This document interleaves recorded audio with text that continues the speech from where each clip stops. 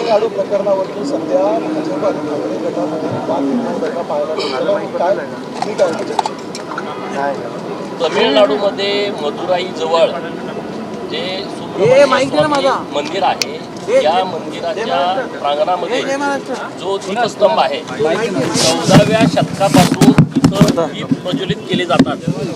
परंतु काही कारणास्तव ती प्रथा बंद केली गेली होती आणि म्हणून तिथले लोक फक्त हे न्यायालयामध्ये गेले. मद्रास उच्च न्यायालयाच्या मदुराई खंडपीठानं दीप प्रज्वलित करण्याचा एक चांगला निर्णय दिला आणि त्यानुसार परत ही प्रथा सुरू झाली. परंतु तिथले जे सगळे हिंदुत्वाच्या विरोधामध्ये असणारे जे तथाकथित धर्मनिरपेक्ष मानणारी जी लोक आहेत ते सगळे पेटून उठले, चिडले आणि त्यांनी ज्या न्यायाधीशांनी जी.आर. स्वामीनाथन नावाचे जे न्यायाधीश आहे त्यांच्या विरोधामध्ये महाभियोग त्यांनी आणला आणि त्यामध्ये ज्या खासदारांनी सह्या केलेल्या आहेत 112 खासदारांनी सह्या केल्या, त्यामध्ये दुर्दैवानं उभाटाच्या खासदारांच्या सह्या आहेत.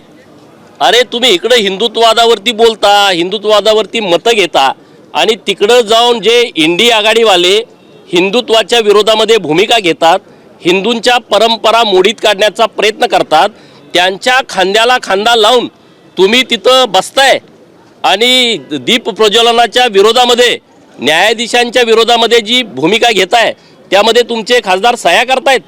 त्यामध्ये अरविंद सावंतांसारखे खासदार आहेत. अरे तुमच्याच मुख्यमंत्री पदाच्या काळामध्ये लालबागचा राजा 1 वर्ष बसवता आला नव्हता. आज तुम्ही यांच्या खांद्याला खांदा लावून जर भूमिका घेत असाल, उद्या मताच्या राजकारणासाठी तुम्ही महालक्ष्मी मंदिरातले दीप प्रज्वलित करू नयेत किंवा सिद्धिविनायकाच्या मंदिरातले दीप प्रज्वलित करू नये किंवा जो आपला मुंबादेवीचं मंदिर आहे इथं सुद्धा तुम्ही अशी मताच्या राजकारणासाठी घाणेरडी भूमिका घेऊ शकता. या प्रकरणामुळे जो खोटा हिंदुत्वाचा बुरखा जो उभाटा गटाचा होता तो टारा टारा टारा फाटलेला आहे. त्यांनी याच्यावरती म्हणजे महाराष्ट्रातलं हिंदुत्व वेगळं आणि तामिळनाडूतलं हिंदुत्व वेगळं अशी भूमिका उभाटाची आहे का याच्यावरती त्यांनी भूमिका स्पष्ट करावी.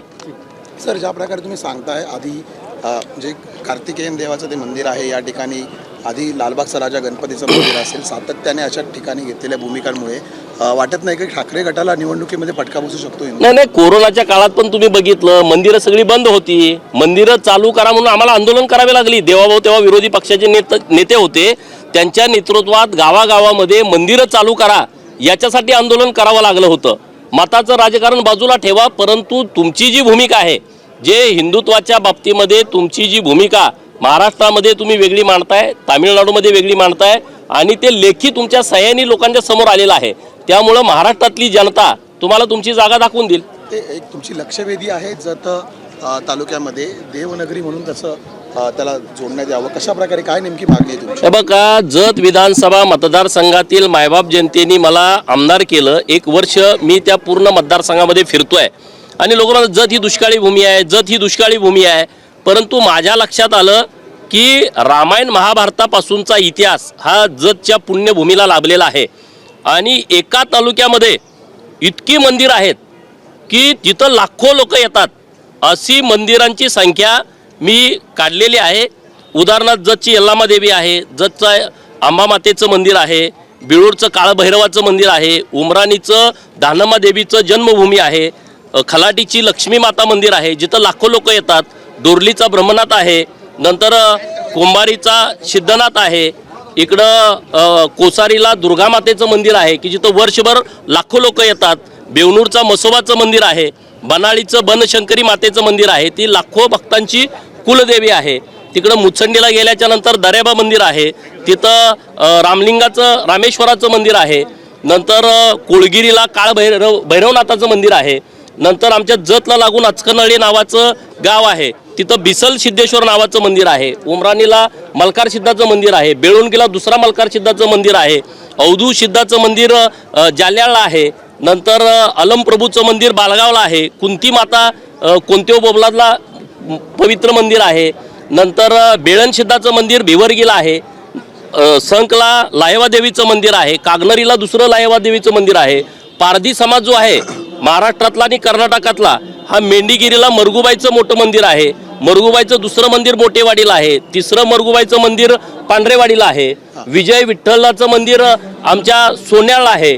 इतकी मोठी मंदिराची संख्या आहे. सोरडीला आमच्या मातंग समाजाची शेटिया देवी म्हणून आहे. वळसंगला संगतीर्थ आहे. केंचयराया देव आहे. करीब्रह्म आहे.